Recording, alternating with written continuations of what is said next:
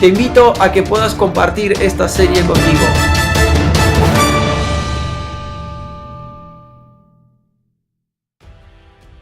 La importancia de ser enviados. Dice Romanos 10:15, ¿y cómo predicarán si no son enviados? Como está escrito, cuán hermosos son los pies de los que anuncian la paz. Este verso, el apóstol Pablo nos recalca la importancia del ser enviados. Una vez que estamos listos, vamos a ser enviados por una cobertura espiritual. Jesús envió primero de 2 en 2 en Lucas 10:1. Después de estas cosas el Señor designó también a otros 70. Ve, aquí el Señor no dice que envía a 12. Aquí dice que envía a 70. A quienes envió de 2 en 2 delante de él a toda ciudad y lugar a donde él iba de ir. Lucas 10:1. Jesús fue enviado por el Padre. O sea, primero Jesús envía a los apóstoles, luego envía a los discípulos.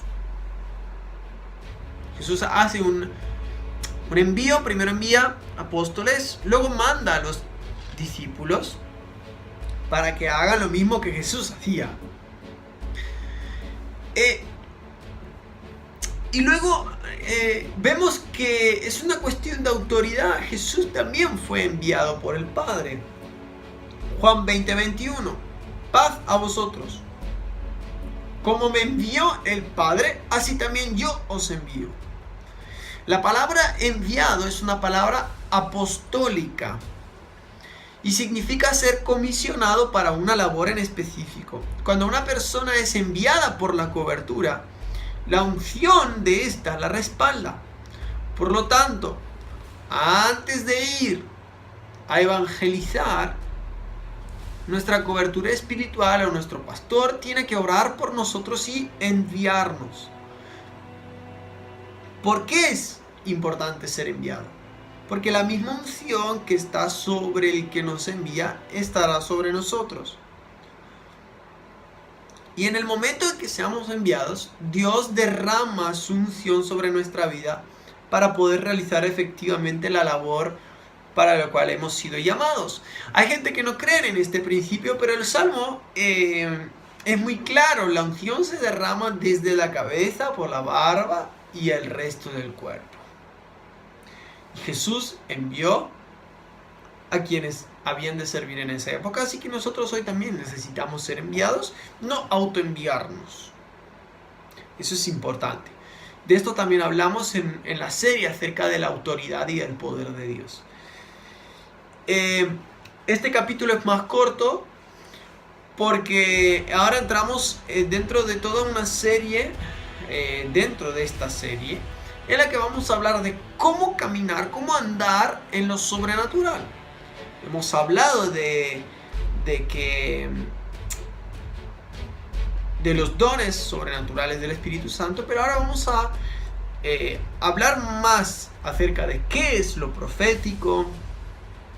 Vamos a hablar qué es lo que incluye el profético, lo sobrenatural. Porque hay creyentes que no se mueven en lo sobrenatural. ¿Qué lo impide? ¿Cómo luchamos contra eso? Vamos a hablar sobre cómo hacerlo. Sobre cómo aprender a fluir con el Espíritu Santo. Diferentes puntos de lo sobrenatural. Vamos a ser activados. ¿Qué es la activación? Cómo activar a alguien en lo sobrenatural o en lo profético. Sí, la verdad, yo les recomiendo mucho la serie, lo que queda de la serie. Y luego en el último apartado nos centraremos en la pregunta de ¿existe el infierno realmente? Eso no se lo pierdan. Vamos a hablar de qué es el infierno. Vamos a hablar de dónde está ubicado, diferentes creencias, quiénes van al lugar del infierno, o dónde van las personas cuando mueren, qué parte de nosotros va al cielo o al infierno, cuáles son los castigos que reciben los que van al infierno.